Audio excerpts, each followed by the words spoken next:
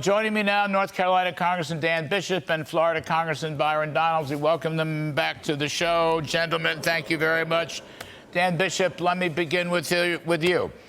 Are we going to cut spending or not? How much of the House Republican plan is going to get through? And what kind of red light in the sand do you think Speaker McCarthy is going to continue to draw? Well, we don't know exactly what's being negotiated, but the spending reductions need to be significantly what's in the plan. You know, the plan only really rolls back discretionary spending 1 year, Larry, from 23 to 22 levels. That's not even getting back to pre-COVID. Both spending and taxes are above historic norms as a percentage of GDP. So the answer that Biden seems to suggest of always going and raising taxes more and punishing job creators and damaging the economy, there's no basis to do that. Spending's got to fall. The Speaker's exactly right. He's been doing a great job. We anticipate he'll follow through and we'll have something that'll work. And the President's got, as you said, we're the only game in town, the only plan that's been passed. Yeah, you know, I was interested, Byron Donalds, that suddenly the President and his pals are putting tax hikes on the table. Now, I don't know how serious they are about these tax hikes. And this phony number, 8%, that's about unrealized capital gains. By the way, as I said in the riff, if Hunter Biden would pay his taxes, then the top 1% would be even more. Maybe someday he will. But do you think taxes are going to be part of these negotiations, Byron Donalds? From our side, I don't even know why we're even talking about taxes. A couple of reasons. Number one, now that the Department of Justice has shut down the IRS investigation into Hunter Biden, they should have more than enough agents to actually deal with their actual job. They should continue that investigation, but I'll leave that alone for now. Number two, the federal government is raising more revenue than we have had as a percentage of our GDP since World War II. Our taxing policy, which is largely the Trump tax policy, has done actually a tremendous job of raising revenue for the Treasury. So what is Joe Biden's aim? Joe Biden wants to go grab every plum nickel from every American, rich or poor, black or white, Republican or Democrat, to pay for his radical spending. Here's the last piece on this, Larry. Tax increases cannot pass the Senate. I dare Joe Biden to bring a bill in the Senate right now. I guarantee you, Joe, it will not pass. So why is that a part of the negotiations? Makes no sense to me at all. At this point, since the White House doesn't have a strategy, Chuck Schumer, who's been quiet, like you said, they should pass something in the Senate, and House and Senate should negotiate. Because if we wait for Joe Biden, we'll be just like the people in Afghanistan and just like the southern border. It won't get done. Dan Bishop, you know, I would think 20% in real terms increase in domestic discretionary spending is enough. I mean, that's what Phil Graham's number was in the newspaper this morning, former Senator Graham, who's a very smart guy and wouldn't print the number if it weren't a real number. Nearly 20%, okay, 19%.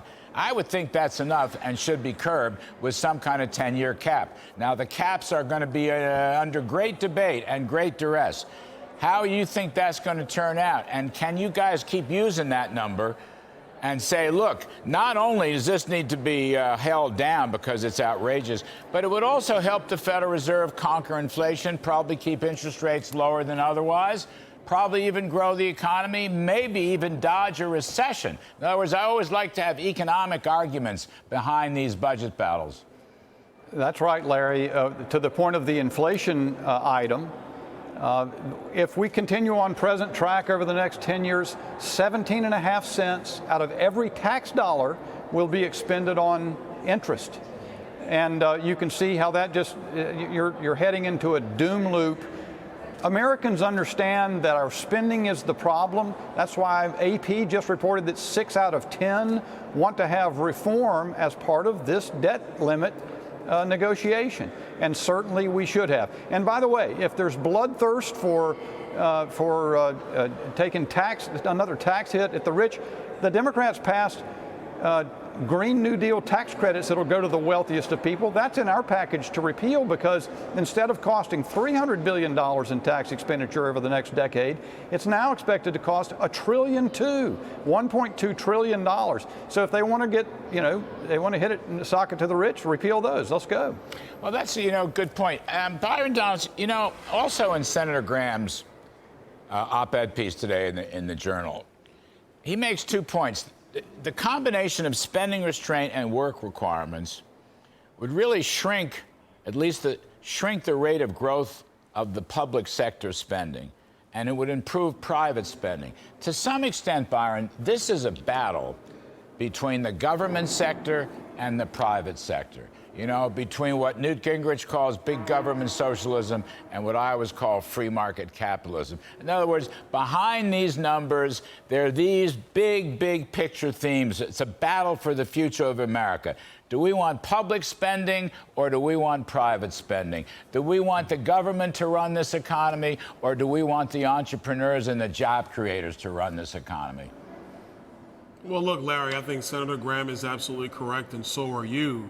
If you actually bring work requirements back, and by the way, in the state of Wisconsin, they just put this on the ballot. 80% of the voters of Wisconsin brought work requirements back to Wisconsin. They voted for that. It's a massively bipartisan compromise and solution. Not even a compromise. That's what everybody wants and supports, except for the radical left. If you have work requirements, coupling that with decreased federal spending, not only do you get excess liquidity from the government out of our economy, which, like you said, helps with inflation, but you get people back in the game. They're earning for themselves and their families. You then will lower government spending even more. This is a recipe for success for everybody, except if you're a radical leftist and you want massive government spending, or you're Joe Biden and you have no real idea of what you want in the first place. Yeah, there's no ladder of opportunity for people who are embedded in the welfare system. I mean, that's just the way the game works. You know, Dan Bishop, let me come back to all this other stuff. The X date, I didn't mention it in my riff.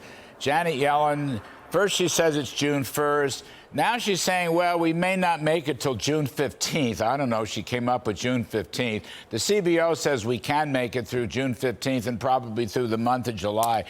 I grow weary of this because at the end of the day, there's always revenues to pay the interest on the bonds.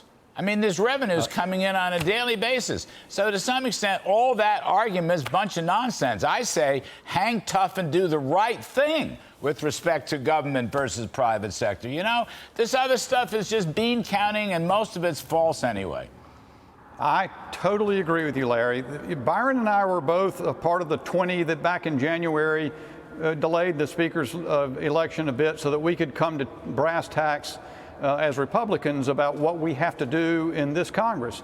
And what we agreed to is we've got to see to it that we follow through. Republicans have been rolled over and over again, many times by devices just like that. As you say, there will be no default.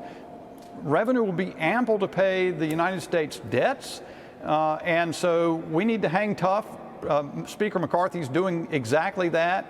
His negotiators over the weekend were unafraid of calling a pause until the president decided to return from Japan. Look, I think the senators need to get back from vacation too, and they need to be responsible about this, but we're not going to be intimidated into being rolled as Republicans have time and again. Spot on. You know, I always say this, the members of the U.S. Senate need work requirements. I agree. I say wholeheartedly, Larry. I say that. I know I'll you vote for do. that too, Larry. I say that every show. I really believe they need some workfare over there. You know, I'd like to see their pretty little faces as soon as possible. Congressman Dan Come on Bishop. in, the water's fine. Congressman Byron Donalds, you're both terrific. Thank you ever so much.